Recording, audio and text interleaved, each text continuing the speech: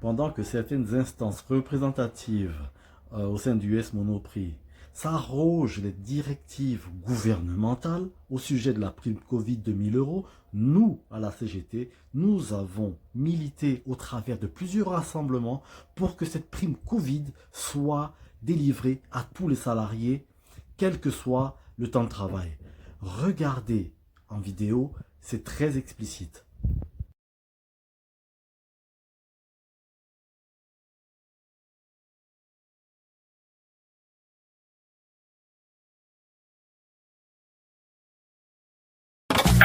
Moi, j'invite toutes les fédérations, toutes les grandes entreprises qui ont un accord d'intéressement, notamment dans les secteurs vitaux comme l'agroalimentaire ou la grande distribution, à verser cette prime de 1000 euros totalement défiscalisée à leurs salariés.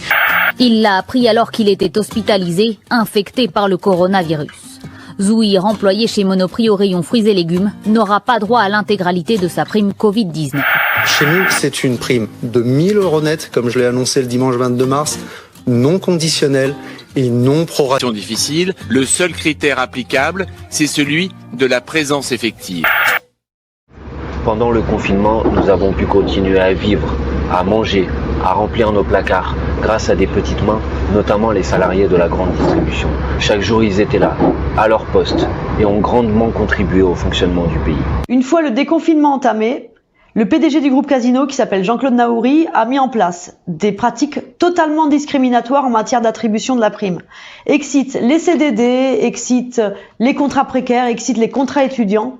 Et comme Monoprix n'engage quasiment que sous ce type de contrat, eh bien, au final, personne n'a droit à la prime. Sans masque, sans gel, sans aucune protection, les salariés ont pris des montées. Ils ont alors annoncé une prime de 1000 euros pour tous les salariés. Dès lors, la lutte a démarré dès l'annonce du conditionnement de la prime. Et tous les samedis, ils ont organisé des rassemblements devant les enseignes Monoprix avec des dizaines de clients et de salariés. Et au-delà de la prime, en fait, c'est vraiment un sentiment d'injustice dans le non-partage des richesses qui a été pointé du doigt. Finalement, les dirigeants de Casino ont fini par sortir de l'ombre. Pour faire quoi? Pour assigner 18 de ces salariés devant la justice. Ils auraient réclamé jusqu'à 4000 euros de dédommagement. Eux qui, vous l'imaginez, ont des faibles revenus, juste pour avoir défendu leur dignité. Alors on ne va pas les laisser faire. Alors nous serons aux côtés des salariés.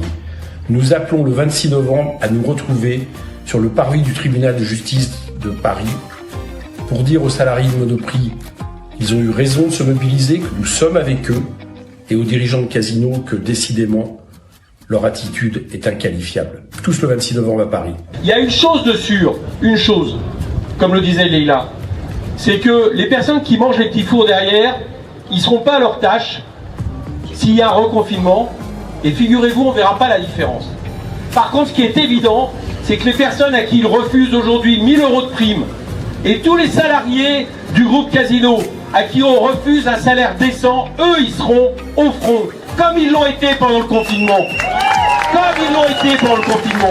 Alors, dans le 15e arrondissement, et je suis avec Alain qui fait partie, donc justement... Du collectif CGT Monoprix Île-de-France, je suis délégué syndical Monoprix, en même temps membre du CSE central des Monoprix. Prime Covid au cœur d'un bras de fer chez Monoprix. 18 salariés de l'enseigne comparaissaient aujourd'hui devant la justice pour avoir bloqué un magasin mi-septembre à Paris. Ils réclamaient que tous les employés puissent bénéficier de cette prime. Explication Céline Cabral et Morgane Prix. Une photo pour immortaliser leur combat. Ensemble, les salariés de Monoprix sont déterminés à ne rien lâcher.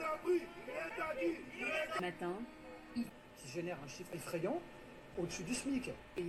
Est attendu.